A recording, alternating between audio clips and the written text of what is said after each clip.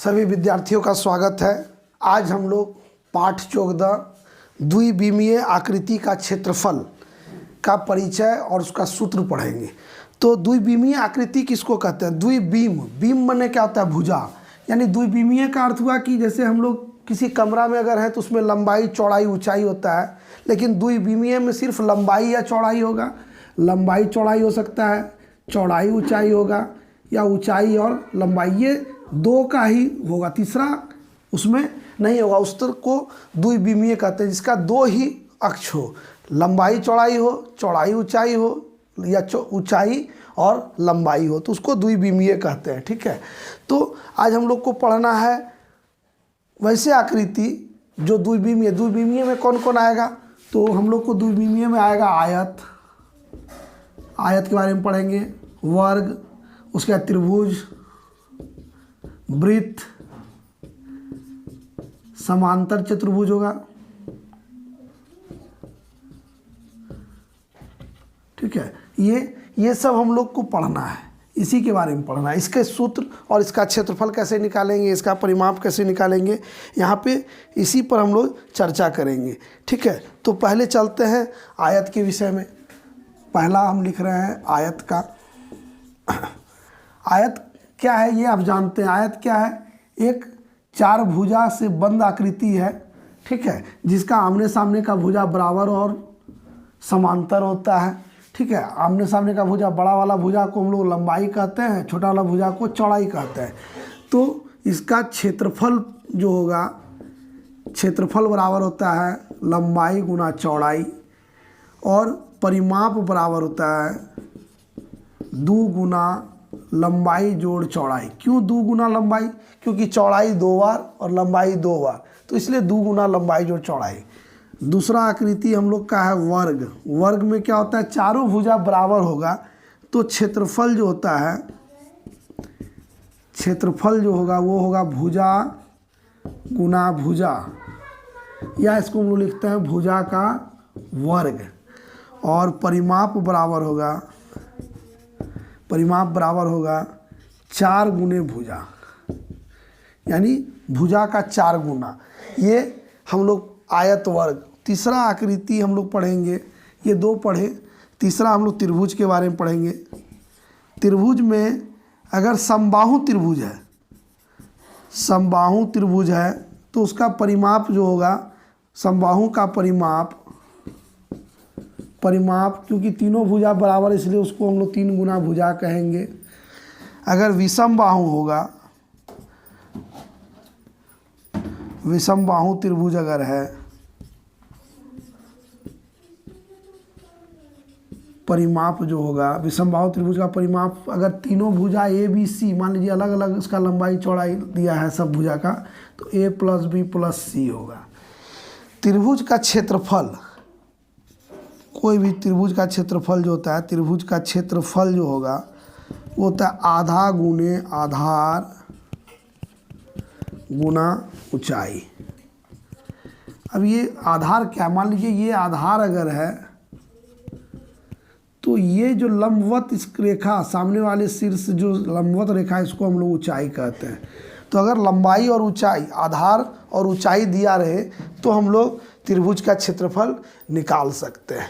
अगला है वृत्त। वृत्त पढ़ने के पहले कुछ सूत्र जो है हम इससे तोड़ के, मान लीजिए ये 2 सूत्र था इसमें, 1 2, इससे क्षेत्रफल से लंबाई या चौड़ाई कैसे निकालेंगे। तो यहाँ पर तीसरा सूत्र ले लीजिए कि अगर क्षेत्रफल दिया है और लंबाई दिया है, तो चौड़ाई निकालने के लिए चौड़ाई बराबर लिखिएगा क्षेत्रफल बटे लंबाई। ये आप अपने से भी घर में कर सकते हैं। चौथा यहीं से हो जाएगा। लंबाई भी निकाल सकते हैं अगर क्षेत्रफल दिया है। कैसे निकालेंगे? तो क्षेत्रफल बटे चौड़ाई। ठीक है, इस तरह से सब में निकलेगा। परिमाप अगर दिया है तो लंबाई चौड़ाई यहाँ से भी निकल सकता है। क्या है? 5वां अगर यहाँ लीजिएगा, लंबाई निकालने के लिए हो जाएगा परिमाप बटे 2 माइनस चौड़ाई। ठीक है, फिर उसी तरह से चौड़ाई निकालने के लिए यहाँ भी क्षेत्रफल दिया हुआ है, तो भुजा निकालना होगा, तो क्या करेंगे हम लोग? क्षेत्रफल का वर्गमूल निकाल देंगे तो भुजा निकल जाएगा। परिमाप दिया रहे भुजा निकालना है तो 4 से भागा दे देंगे तो परिमाप निकल जाएगा। तो इस तरह से सूत्र हम लोग इसको बना लेते हैं। आगे हम वृत्त का लिखाते हैं और समांतर चतुर्भुज। अभी आप ये 7 क्लास में भी पढ़े थे, आयत, वर्ग और त्रिभुज। ये 2 चीज़ वृत्त और समांतर चतुर्भुज हम लोग नहीं पढ़े हैं। क्षेत्रफल उसको हम अभी चर्चा करते हैं और बताते हैं। इसको तब तक आप उतार लीजिए, फिर हम बता रहे हैं। तो अगला हम लोग पढ़ेंगे समांतर चतुर्भुज। इसके बारे में हम लोग पढ़े थे चतुर्भुज में। समांतर चतुर्भुज में चतुर्भुज जो पाठ थी उसमें हम लोग पढ़े थे कि समांतर चतुर्भुज क्या होता है। समांतर चतुर्भुज का क्या होता है, आमने सामने का भुजा बराबर होता है और समांतर होता है। तब यहाँ हम लोग क्षेत्रफल के विषय में चर्चा करेंगे। ज़्यादा महत्वपूर्ण यही है, क्षेत्रफल कैसे निकालेंगे। तो आप देख रहे हैं कि ये आप देखिए कि ये जो भाग है इसको अगर काट के यहाँ अगर ला दिया जाए तो ये क्या हो जाएगा, एक आयत बन जाता है। तो ये अगर आधार मानते हैं इसको और ये ऊंचाई, तो इसका क्षेत्रफल जब हो जाएगा, ये ऊंचाई जो होगा यही इसका ऊंचाई हो जाएगा। ये आधार यहाँ से यहाँ तक जितना भाग यहाँ आप काट रहे उतना ही भाग इधर जोड़ना भी होगा। तो आधार तो बदलेगा नहीं, ऊंचाई वही है। तो क्षेत्रफल इसका जो होता है आधार गुना ऊंचाई होता है। किसी भी समांतर चतुर्भुज का क्षेत्रफल आधार गुने ऊंचाई। ठीक है, अगर लंबा वाला लंबाई को, इसका जो बड़ा वाला भुजा को अगर मान रहे हैं आधार, तो इसके लिए ऊंचाई ये होगा। लेकिन मान लीजिए कि ये लंबा वाला भुजा नहीं मान के छोटा वाला भुजा को अगर आधार मान रहे हैं, इसको आधार मान रहे हैं, तो इसके लिए ऊंचाई ये होगा। ये ऊंचाई होगा लंबवत, ये 90 डिग्री वाला जो होगा लंबवत जो दूरी होगा उसी को ऊंचाई, ये ऊंचाई हो जाएगा जब ये आधार होगा।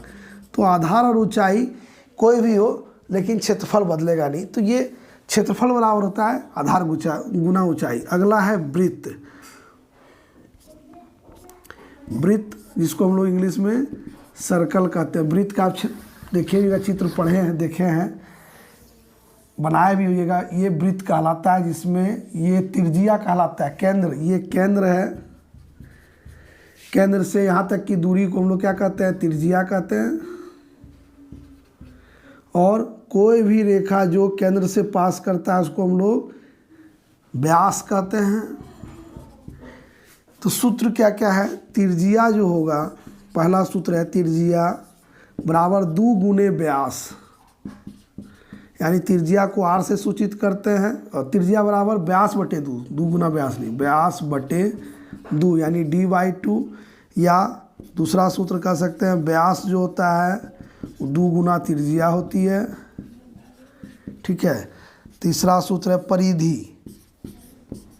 परिधि यानी इसका बाहरी किनारा का लंबाई, यहाँ से यहाँ तक का लंबाई जो होगा वो 2πr, 2 गुना पाई गुना त्रिज्या।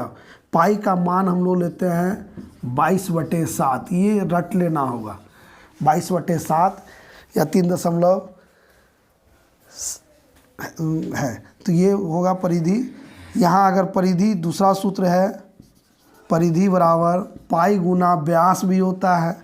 और क्षेत्रफल का सूत्र जो होगा वो होता है, क्षेत्रफल बराबर होता है पाई गुना r²। यानी ये इतना सारा सूत्र अगर आप याद कर लेते हैं तो पाठ 14 आपका आसानी से बन जाएगा। तो वीडियो देखते रहिए, प्रश्न के लिए अगला वीडियो देखते रहिए। चैनल को सब्सक्राइब कर लीजिए ताकि आप तक हमारा वीडियो आसानी से पहुंच सके। धन्यवाद।